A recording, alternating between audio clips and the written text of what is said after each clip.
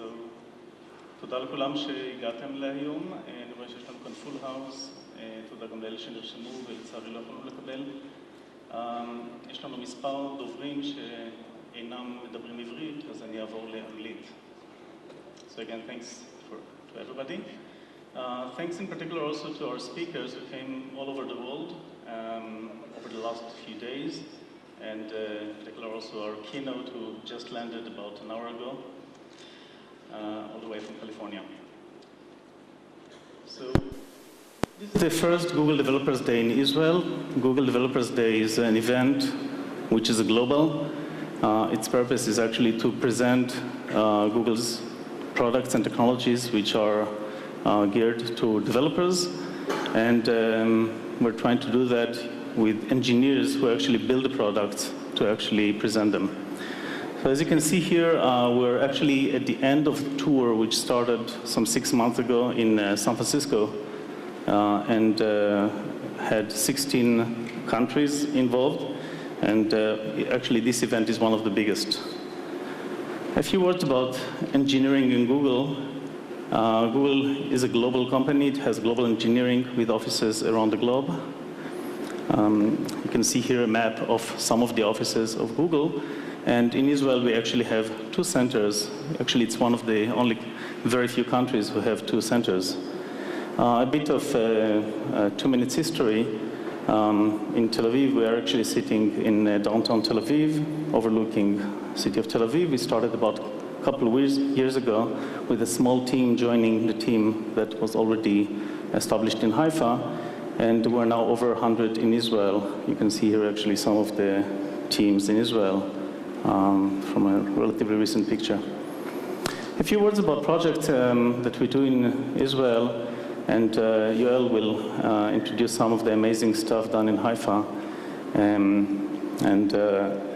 In Tel Aviv, in addition to contributing to local products such as Gmail and spell correction and iGoogle, etc., we're mostly working on global products.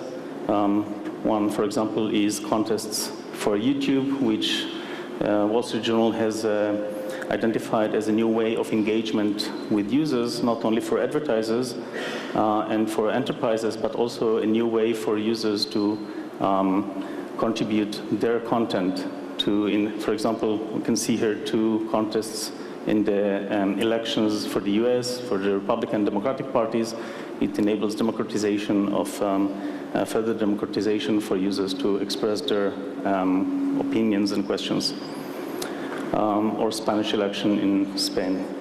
Another product developed in Tel Aviv are Google Visualizations. You hear about it in one of the sessions in this conference, enabling essentially visualizations from the cloud and embedding them on any website, any application. You can allow third-party pivot tables or some cool bubbles that you can actually embed in your blogs or applications. And products such as Trends, Google Trends, or Google Insights for search, which enables actually to everybody to get a glimpse into what's going on Google, what people are looking for. One can identify, for example, that in the current economic situation, people are looking for more recipes and less restaurants, and more grocery coupons than they did before. Here you can see some trends related to the campaign in the US. And of course, this can be used also for communities such as this community. For example, if you'd like to know what people are looking for when they're looking for programming, you can see actually the related keywords, or web design development, what exactly are the keywords and the related and the rising keywords that people are interested in. For example, if you're people looking for API, you can see that Java API is still very popular, but you can see rising searches for YouTube API, Facebook API, etc.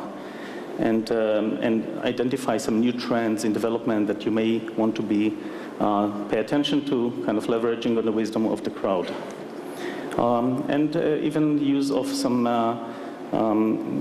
words or phrases which people are using. So just a year ago, grid computing was much more popular than cloud computing, but as you can see by these trends, cloud computing is becoming much more significant as a term of measure of speech.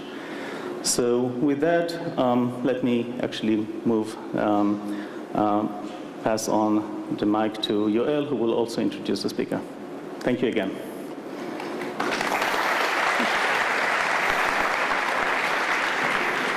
Good morning, everyone. Can you hear me? Are you still awake? Yes? I'm going also to make you sleep as well for 5 more minutes until you get the real action with Chris. So I'm Yoel from Haifa.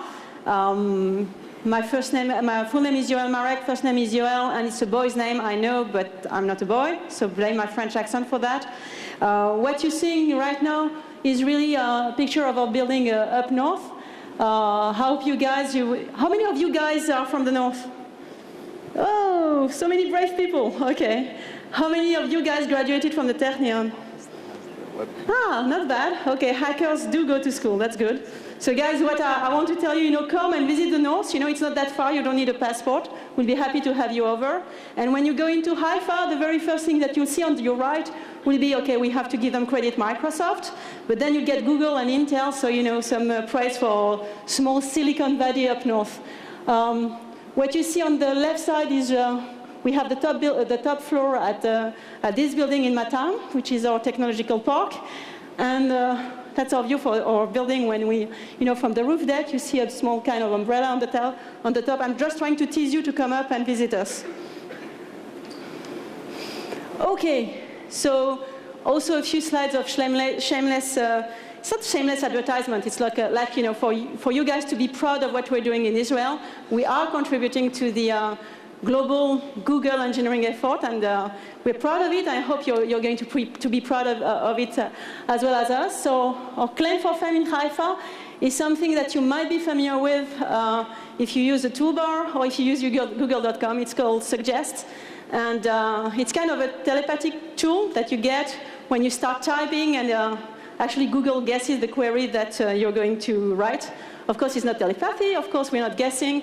We're doing plenty of stats and plenty of very, very strong analysis to get the right suggestions for you. How many of you are familiar with Suggest? Nice. So be proud. This is Israeli code. And I always like to tease that if you think of it, search is a big thing for Google, and the very first character, okay, maybe not the first, but the few first characters that you type are going through Israeli code. It's not bad, right? It's just a bottleneck. If we screw up, it's really, really bad for the company. Of course, we're not screwing up, right? So that's for one, for search. You have Suggest in the main google.com, in many international domains, in iGoogle, on a mobile phone, and sorry, I forgot an important one, in YouTube, which has a lot of traffic. Another contribution we had on YouTube is something really cute. I really like it. It's really let people be creative. It's called the video annotation. If you go to YouTube in absolutely all domains, including in Israel, you'll see the what's new thing. It's this small thing on this yellow kind of page on the right. And you see it's still one of the what's new features. What you can do with the video annotations is that you can, of course, annotate your video without downloading anything on your computer. But what makes it interesting is that you make it interactive. So you can turn really the passive experience of viewing in something like a game. And actually, the very first video we put up there to demonstrate what we were doing, it's done by an Israeli director. He has already 7 million views, which is not bad. It's just our sample. And I do remember that maybe you watched that on TV a few months ago. Before we said that it was made in Israel, he was invited on Channel 2 simply because he had so many views. So we were proud in the country that we have a video that had so many views because it was made in Israel. Imagine the guys if they knew that actually this is Israeli code. So a little bit of local pride. How many of you are familiar with this feature? Okay, so we need more. Go and play. We had a lot of traffic over there.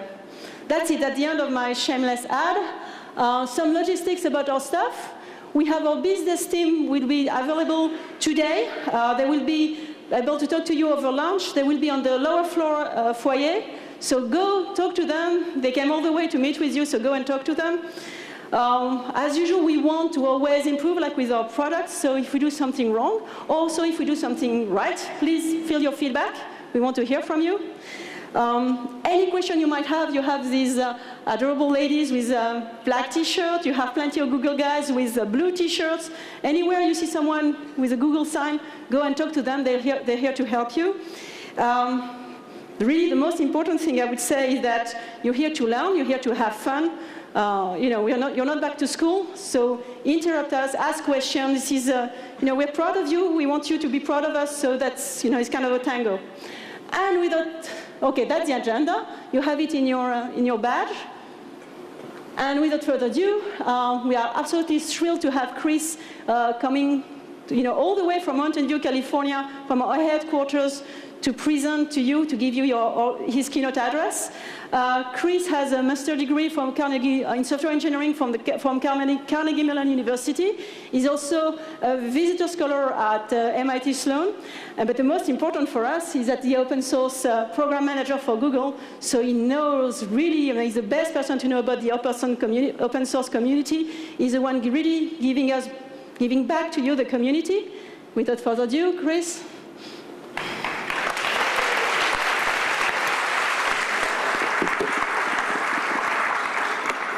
Hi, everyone. So to date, my experience with Israel before today, literally an hour and a half ago, was Yossi set up a video conferencing camera that pointed out to the water, to the beach. And so whenever I would test out a video conferencing room that I thought was broken or whatever, I'd dial up Tel Aviv, and there's this beautiful, beach, and and often it was dark because I was in California. But when it wasn't, it was like, look at that, So when they said that I should come speak, I was like, that's great, but there's this timing issue with Halloween because I have children. Halloween is when we all dress up like idiots in the United States. Anyway, hi. So thanks for having me, and thanks for coming today. I'm really actually very, very proud to be here. One of the things I think Google does very well as a company, especially compared to previous places that I've worked and other companies in the high technology space, is we've done a really good job of opening up engineering offices that actually matter in other countries. Google has over 40 different centers for engineering all over the world, and it's not about we put our call centers in India or anything like that. There are developers all over the place that aren't really, well, how many of you want to move to California, to Mountain View, California?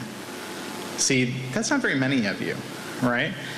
Most of you probably want to stay home, stay here, and we want to work with you. And if we can't have you work for us, well, then we'd like to work with you. And that's a lot of what today is about how we can all work together to make the internet a better place. And that's what we're going to talk about today.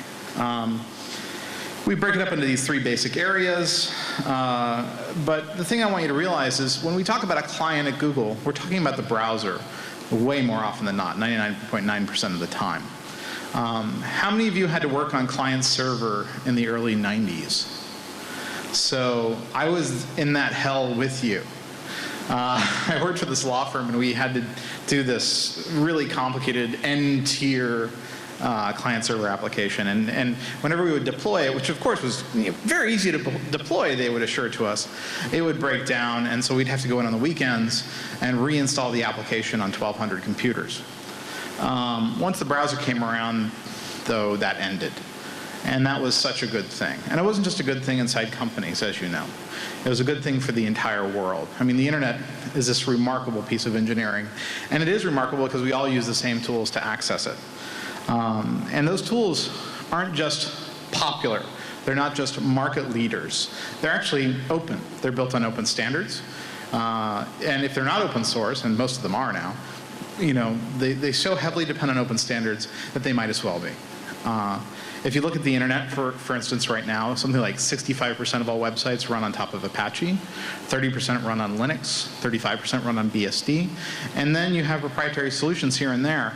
But we have such a great open competitive market there that this was something that allowed companies like Google to rise up and do a nice job there. So when we talk about improving the client, we're talking about improving the browser more often than not. And so how do we do that? This is a terrible slide. I hate this slide.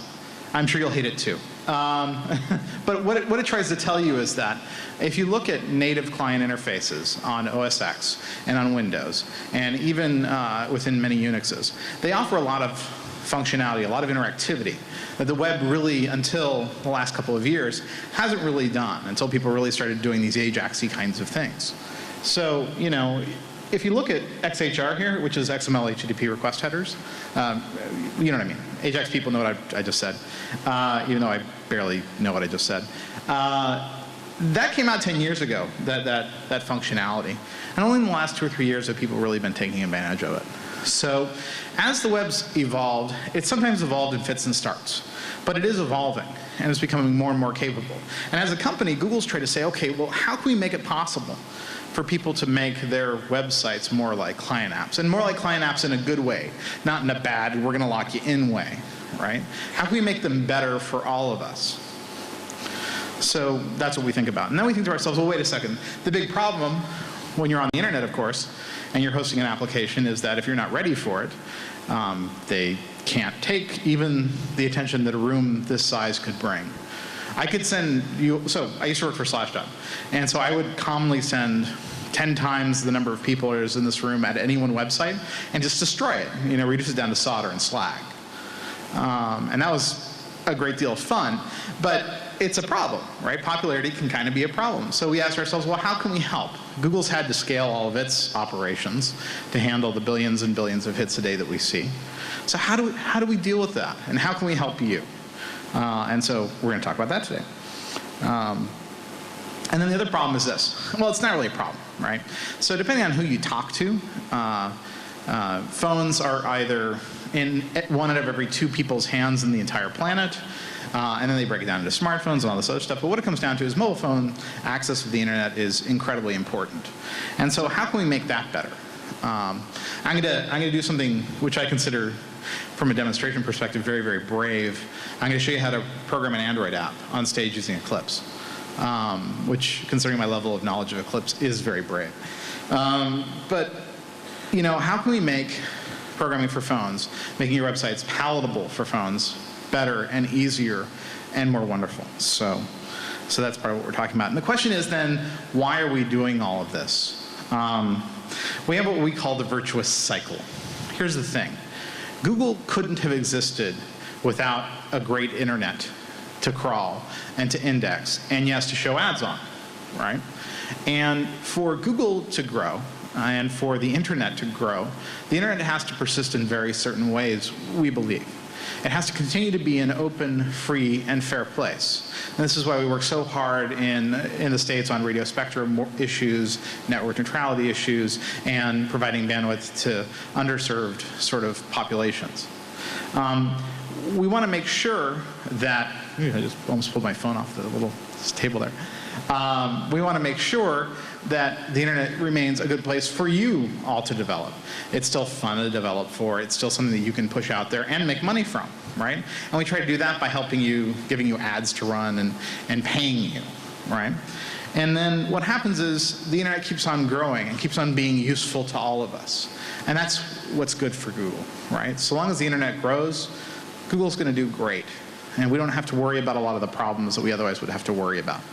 So that's pretty awesome. And so we think, well, you know, why don't we make it awesome for everybody? Because then it can just continue to be a great place for us to operate, but for the world to share information and to make a living. So that's why we're doing this. So where did we start? We started with the client. We said to ourselves, okay, we could just stick with this here. This is the first instantiation of Amazon.com, the online bookseller. How many of you bought a book when it looked like that? Not very many of you, because it was pretty awful. There's like 1, 2, 3. I didn't either. I looked at that and said, wow, their use of tabs is quite innovative, you know. But I would still go to my local bookshop. Of course, now, you know, I'm ordering stuff from Amazon all the time. But this was 1995. This is where things were starting. This is when, you know, 4-color graphics was pretty brave stuff, right? And then when I started at Google in 2004, my office mate, he said, now that you're here, I have to show you something. And I'm like, what are you talking about? And he showed me this map, right? And you can click it and drag it and do all this cool stuff with it. And I was like, so you have some fancy pants plugin here? What is this, right? He's like, no, there's no plugin. It's all just JavaScript. And I thought he was kidding. I thought he was full of it. And I actually looked at the source code, and he wasn't full of it. He was telling the truth. And it was like magic. How many of you remember the first time you actually clicked and dragged on a map, and you were just like, whoa, holy crap, And now, we have Street View, and you can sort of virtually scooch through cities, and that's because, really, over the last 13 years, the web has changed. Our browsers have gotten better. Some of the plugins have become almost ubiquitous, like Flash, and it's become a better place to program and a more fun place to program. But to talk about browsers, I've asked Bill Hess from our Chrome team to come and explain why we decided to do this whole browser thing and what it looks like. So, Bill?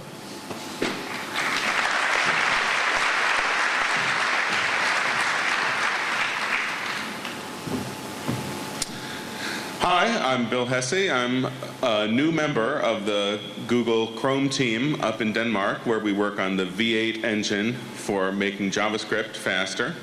I'm very excited to be part of this team, and so I'm going to show you some of the new features we have on Chrome. Let me get me back to the. There you go. Okay. Well, we wanted to make a new browser that had a more intuitive user interface and was more stable, so that we could run bigger and faster applications. And we want them not just to run on our browser, but on all the browsers that are out there that people are using. So that's one of the reasons that we made the code for Google Chrome open source. We want all of the browsers to become more stable and faster. I'll just show you two of the features here, the user interface and the stability of Chrome. And my talk this afternoon will be about the new V8 JavaScript compiler and how we made JavaScript faster. Where's the mouse? Okay, here we are. You can see some things are missing immediately. We have tabs, as almost all browsers now have, at the top rather than underneath the address bar. We don't have an address bar. We have an omnibar where you type both URLs and web searches. The omnibar will learn, as well as make good guesses immediately, whether you're typing a URL or a search. Another way in which it learns, I'll show you now. If we go to Wikipedia,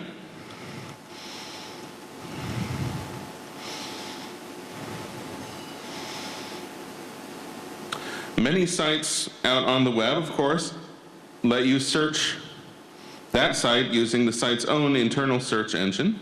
We'll search for pumpkin. While that's working, I'll start up this is in honor of Halloween. I'll start up a YouTube. These are the 9 most commonly used sites of this particular user. Your most useful sites, we want to pop up whenever you go to a new tab page. You also have access to your bookmarks on this page and other facilities. YouTube. If you can't make it to my talk today, then a very similar talk was given by my colleague Kevin Milliken in London. If you search for Kevin, whoops. Kevin is an interesting word.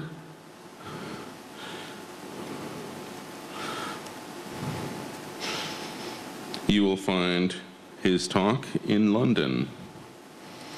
Okay. Now that we have found pumpkins by searching Wikipedia, the address bar has learned that if I type wiki and hit tab, it has learned that that site has a built-in search engine. It would also do this for Amazon and other sites that have search engines. And I can search Wikipedia immediately, not using Google's search engine, but using the site's own search engine. So I'll search for romper room and get a search that way. So that giving more space for the user to focus on their web app and less space for the doodads and buttons on the browser is a key to our user interface, as well as making it more intuitive. We've also added developer tools, which I'll use to illustrate the stability of the browser. Here, for developers, we have a task manager showing the memory usage of each plugin and page. We also have a JavaScript debugger that will work while a web page is running to help you debug your applications. Task manager shows the memory usage of these all, and these are all processes. The stability of Chrome is vastly improved by putting plugins and each tab in its own separate process. That means when that tab goes away, all the memory is easily recovered by the OS. I'll use this to show that when a working plugin crashes or dies, or in this case, since we've made it so stable, I have to kill it manually, just that plugin on the page is disabled. The rest of the page is still working and interactive. The other pages are still working. Nothing is hung. Can you still do that? And of course, you can restart the plugin by just reloading the page. Even if an entire page crashes,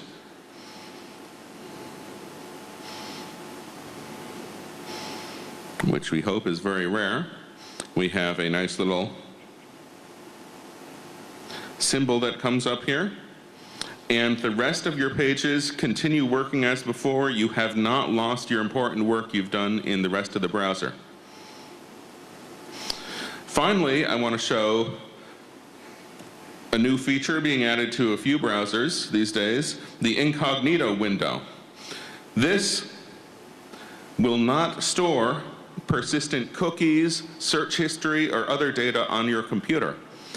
It cannot, of course, control the websites you go to. They may remember that you went to them, but it's the best that we can do to keep any of your particular web searches out of your persistent history on here. So we will search Wikipedia. It remembers the settings from your non-incognito window so that you can use the cookies and the search history from your non-incognito surfing. However, it will not add anything to your user data. We'll search for secret pumpkin.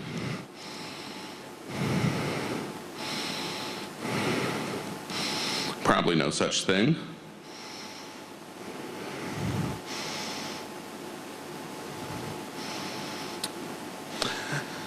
So that's some of the new user interface and stability features of the browser. The one thing that's not new about the browser is the rendering engine. We did not write this from scratch. We adopted the open source WebKit rendering engine technology used by browsers such as Safari, and we're very firmly committed to the goal of having you not have to develop for yet another web platform and browser. If something works differently on our browser than on other WebKit browsers, we consider that a bug. We want to hear from you about it, and we will fix it to the best of our ability.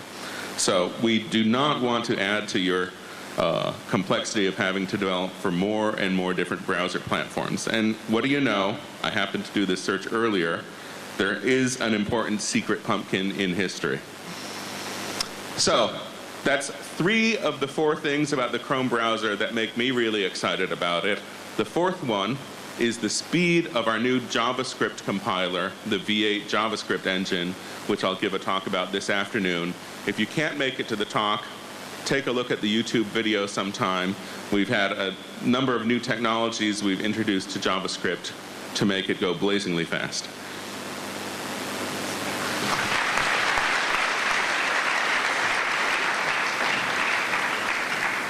So one of the funny things about the Incognito window as well, as a web developer, if you're creating a site and you want to have, say, an admin logged in and a customer logged in, and and other roles logged in at once. You can create multiple incognito instances, and you can have a user log in on each one. So that's one of the ways that I use it to help web development along.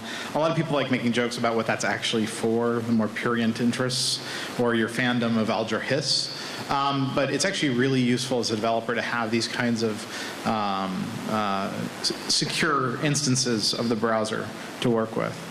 So that's Chrome. And we felt that, improving Chrome was really important. Improving the browser was really important. And we did it in terms of speed.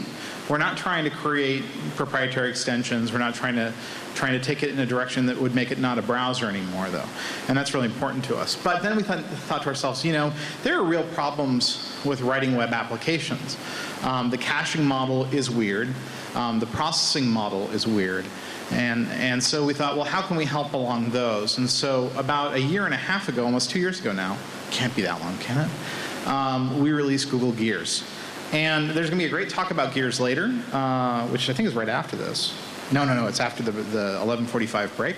But basically, Gears allows you to access the actual capabilities of your computer in a smarter way. So it gives you offline caching, so you can be on a plane and using your application.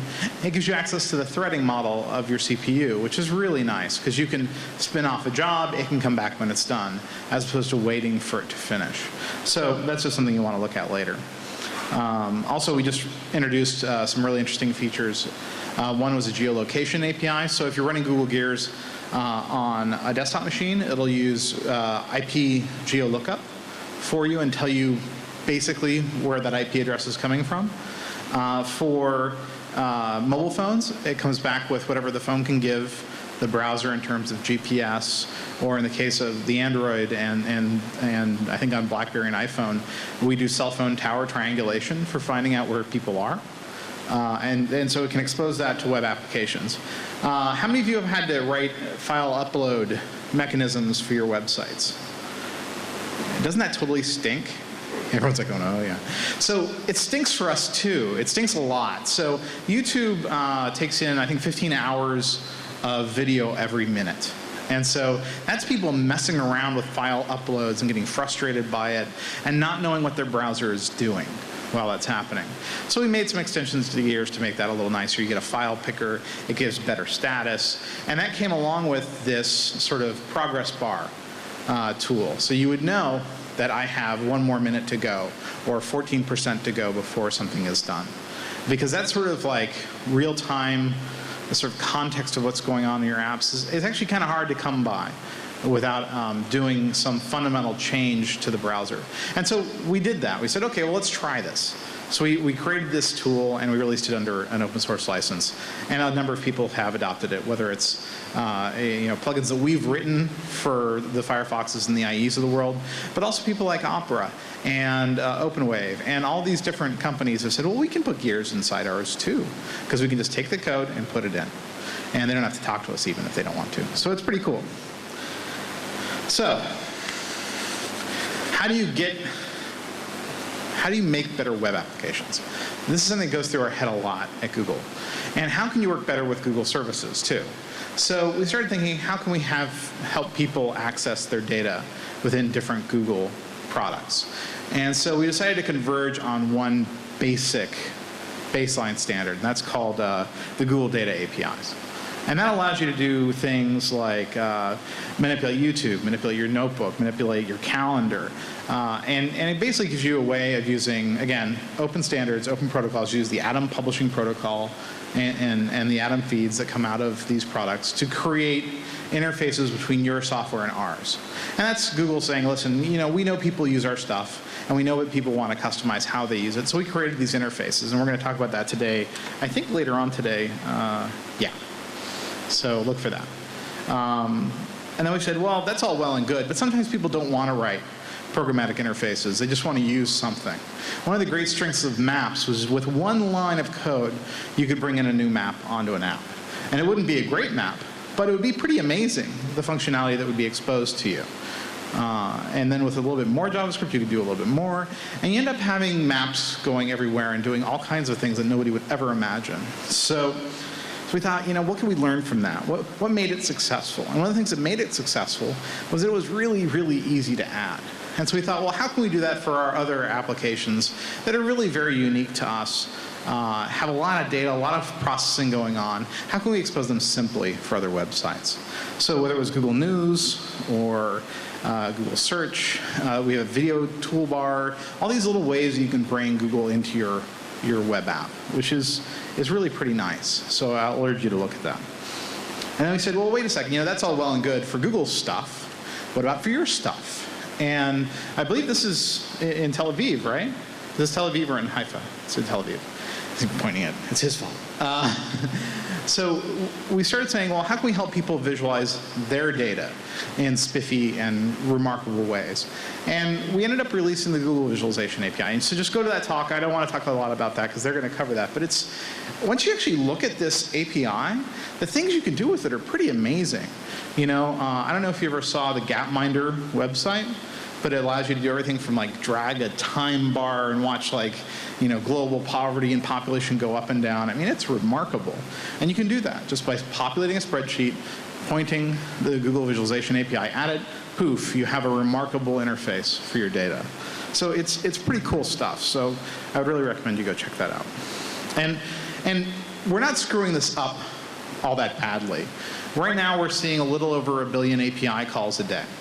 That's pretty good. So there's something going on there, and I urge you to check that out. So the next question was, okay, that's all well and good, but what happens, how do I get popular, right? How do I deal with scaling?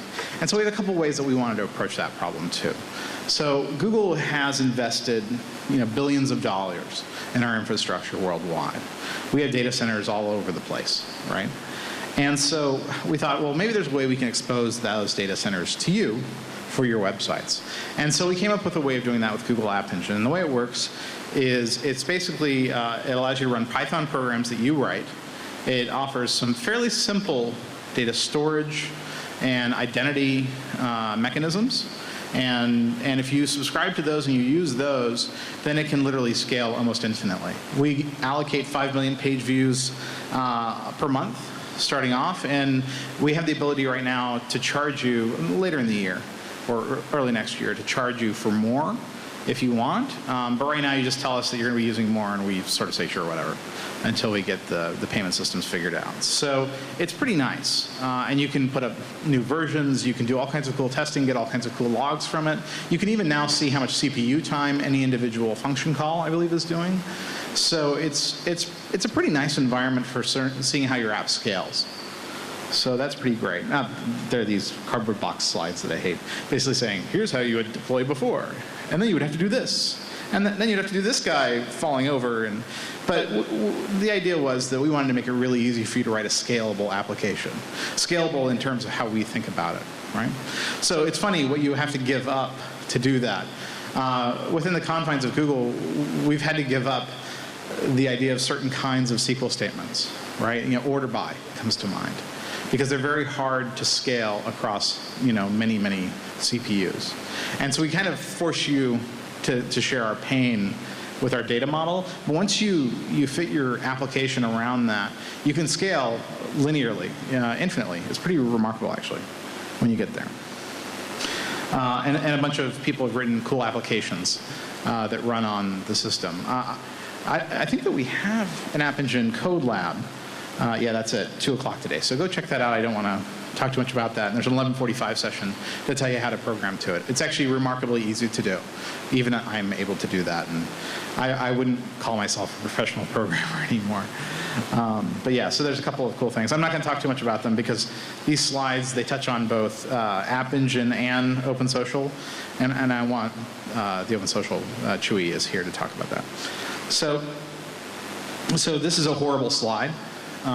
We stole this slide from another slide deck to call it horrible and terrible. This is your typical phone stack of APIs. You have to master all these things. And often, with each one of these boxes, you have to have a different financial and legal deal with a different company, right? And that's pretty awful. How many of you have programmed mobile phone apps? How many of you love it? Keep your hand up. Yeah, well, you're a very patient couple of people. So we decided, you know what? Mobile phones need to be as competitive and as free and open as the internet is. So we decided to put our money and engineer time where our mouth was, and we have a very big mouth about this. And we decided to create Android. Now, Android's not releasing right now in Israel, and that'll be next year sometime, I'd imagine. You'll have to talk to T-Mobile. But I wanted to tell you about the platform and how to develop for it. During the wrap-up, I'm going to show you some of the gigas that people have written for the platform. But I wanted to do this brave thing I told you about. So this is Eclipse. How many of you program Eclipse? I know I'm doing this crowd with raising your hand thing, and I apologize for that. It's kind of pandering, right? But whatever. So here's what we're going to do. We're going to create a new Android project. We'll call it Hello Israel. God, tell me I spelled Israel right. Yes? No? No? Yes? Okay. I'm going to call it Hi there.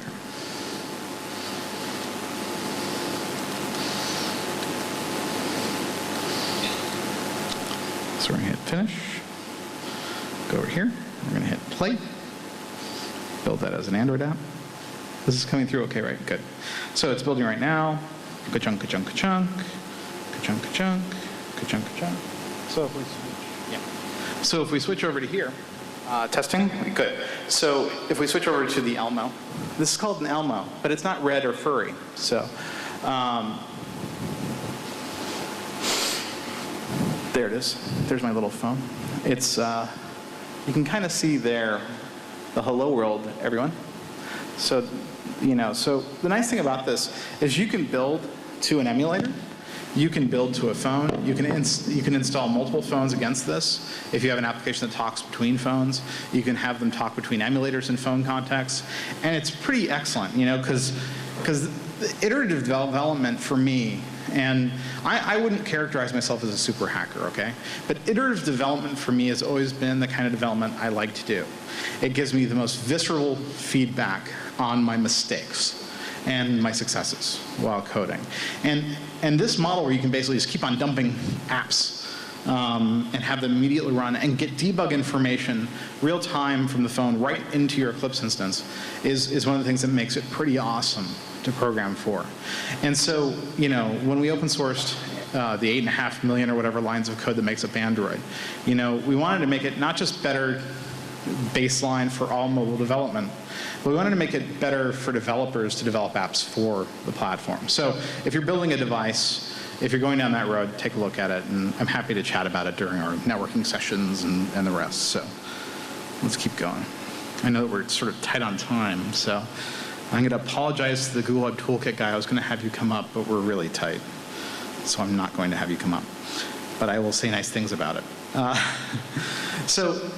So we said to ourselves, okay, what are some of the other pain points that Google has experienced while developing for the internet? And I think you can sum it up very pithily as saying IE6 and seeing who throws up. Yeah, so basically there's always one browser, whether it's IE6 or Firefox, some version of Firefox, or Safari or something, where basically web developers just do this, yeah, I remember that. Where, they'll spend, 20% of their time building their web app and 80% of their time making it compatible with that one extra browser. And it drives people nuts. It drives us nuts too. So I was going to ask Thomas to come up. I'm sorry, Thomas. We're going to keep powering through. So go to his talk. And I apologize to Thomas for that. But we wanted to say, okay, how can we bring what we've already learned about cross-browser compatibility to you? And that's what they've done with Google Web Toolkit. So using Google Web Toolkit, you can create interfaces in Java that compile to JavaScript and exist in that land. And you can bring Java 5 language features to the problem.